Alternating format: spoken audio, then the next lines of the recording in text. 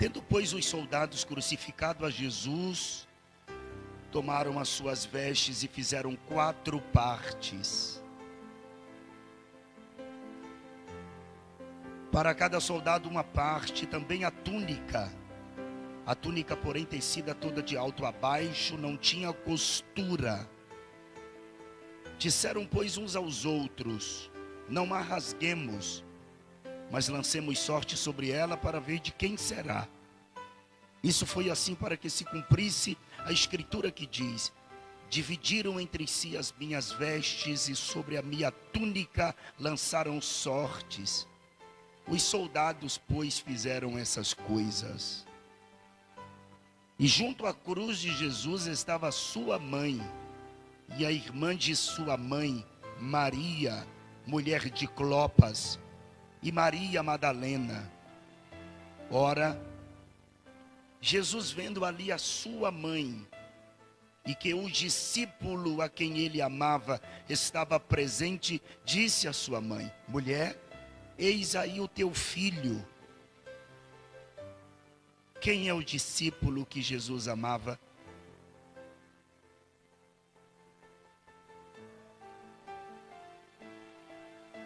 Quem é o discípulo que Jesus amava? Depois disse ao discípulo: eis aí a tua mãe. E desde aquela hora o discípulo a recebeu em sua casa. É bom lembrar que aqui José não está mais entre eles, porque José morreu. E Jesus vai falar para Maria que ela era para receber João como filho.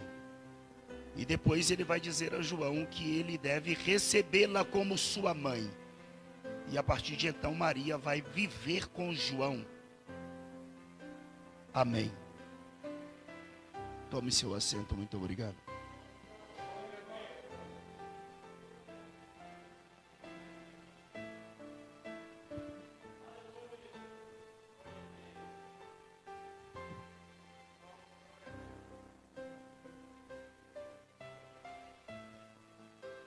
Bem, é sabido de todos nós que Jesus foi preso no horto do Getsemane, foi levado para a casa do sacerdote Anás e posteriormente para a casa do sumo sacerdote Caifás. Jesus passou uma madrugada de interrogatório.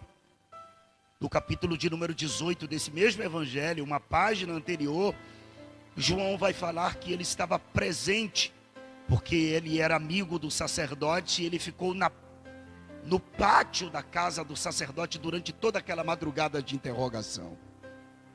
Era uma noite fria. João pediu para que a porteira abrisse a porta para que Pedro entrasse.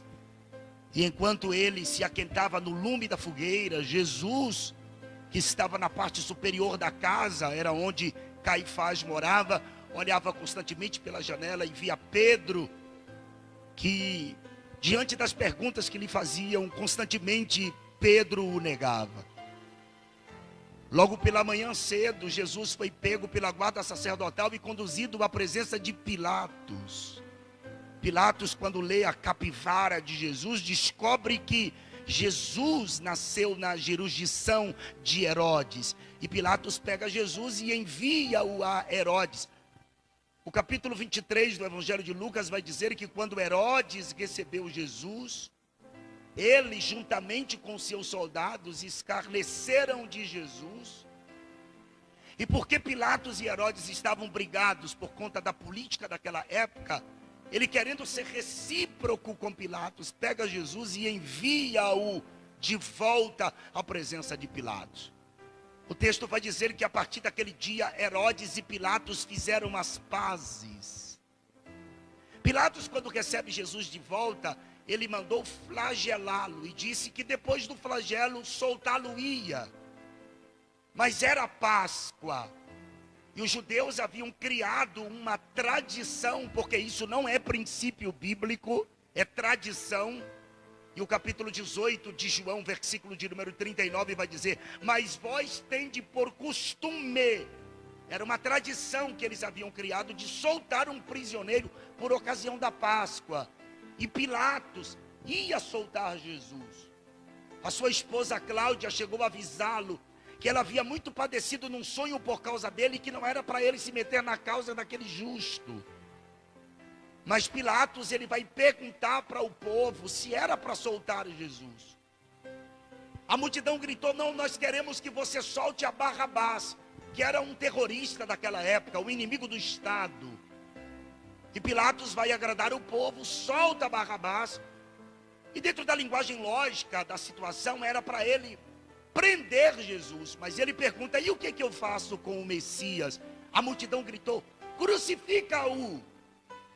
Pilatos estava na sua fortaleza Antônia, na parte do pátio, da sacada, e ele desce com Jesus para o pátio, onde a multidão estava esperando-lhe, e ele entrega Jesus na mão da multidão, e a multidão vai com Jesus até o Gólgota. Era a caminhada de 1 hora, com um patíbulo nas costas, porque o condenado, ele não levava a cruz inteira, ele levava apenas o patíbulo, que é a parte horizontal da cruz, onde prega os braços. Somente o patíbulo pesava pelo menos 60 quilos. A estirpe, que é a parte vertical, pesava entre 70 e 80 quilos. Então, o homem não tinha como levar a cruz inteira. Levava apenas o patíbulo, a parte horizontal da cruz. E Jesus caminha até o Gólgota, onde ali ele foi crucificado. E nesse período da crucificação, que é o capítulo 19 de João, a gente vai encontrar algumas pessoas que estão aos pés da cruz. E as pessoas que a gente encontra aos pés da cruz, aqui em primeira mão, são os soldados romanos. Quem são os soldados, pastor? Um soldado, dentro do sentido genérico da palavra, é a pessoa que trabalha voluntariamente ou em consequência do serviço militar. O soldado é o defensor de uma bandeira. O soldado tem a sua visão própria, tem as suas ideologias, tem os seus pensamentos. A Bíblia diz que eles pegam uma roupa de Jesus e dividem a roupa de Jesus em 4 partes. E cada uma das partes ficou com um soldado. Se eles rasgaram a veste de Jesus em 4 partes e cada parte ficou com um soldado, então são quantos soldados? 4 soldados. Há quem diga que esses 4 soldados representam o evangelho chegando nos 4 cantos da terra. E não há erro absolutamente nenhum de aplicar desta forma. Até porque não foram só os gregos que influenciou o mundo, como influencia até hoje, através da filosofia, da ética, da estética, da política, da metafísica. Não, os romanos também influenciaram. A gente anda em ruas pavimentadas, asfaltadas, porque os romanos fizeram isso. E muitos cristãos primitivos ganharam soldados romanos para Jesus, que quando eles mudavam de posto, de cidade, eles levavam o evangelho. Inclusive, na Grã-Bretanha, na Inglaterra, o evangelho chegou na Inglaterra por mãos de soldados romanos. Então não há erro nenhum você aplicar desta forma, que os 4 soldados representam os 4 cantos da terra. Mas vocês vão de convir comigo que esses soldados, eles são romanos. E não é pelo fato apenas de ser romanos. Eles não servem a Deus. Mas vocês vão de convir comigo que eles não servem a Deus, mas eles querem alguma coisa de Deus. Eles não têm um compromisso com Jesus, mas quer um pedaço da veste de Jesus. É mais ou menos assim: eu não sirvo a Ele, mas eu quero o que Ele pode me dar. Porque tem muitos que querem o que Ele pode lhe proporcionar, mas não quer servir a Ele. Porque servir a Ele, é preciso se submeter a Ele e reconhecer o senhorio dEle. Só que você leu comigo que, além dessa veste que eles rasgaram, Jesus também tinha uma túnica. A túnica é chamada de veste superior. É chamada de veste. Por que veste superior? Porque ele é de cima. Porque ele veio de cima. Porque a salvação veio de cima. O que significa esta túnica, pastor? Essa túnica representa o sacerdócio dele. Ele é sumo sacerdote. E a túnica dele não tem costura dos lados. Você leu comigo que a túnica de Jesus era aberta de ambos os lados, não tinha costura. Por que a túnica de Jesus não tem costura? Porque o sacerdócio dele não é terreno, não tem a mão do homem, a bênção do homem, a confirmação do homem. O sumo sacerdócio dele é segundo a ordem de Melquisedeque, uma ordem superior. E vocês sabem que nenhum sumo sacerdote vem de outra tribo, a não ser a tribo de Judá, a tribo de Levi. Levitas, que eram os diáconos daquela época, que limpava a igreja, que cuidava do santuário, que removia cinzas. Os levitas, tanto como os sacerdotes e sumo sacerdote, todos vinham da tribo de Levi.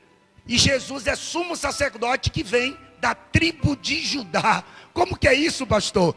É porque o sumo sacerdócio dele é de uma ordem eterna, não é daqui.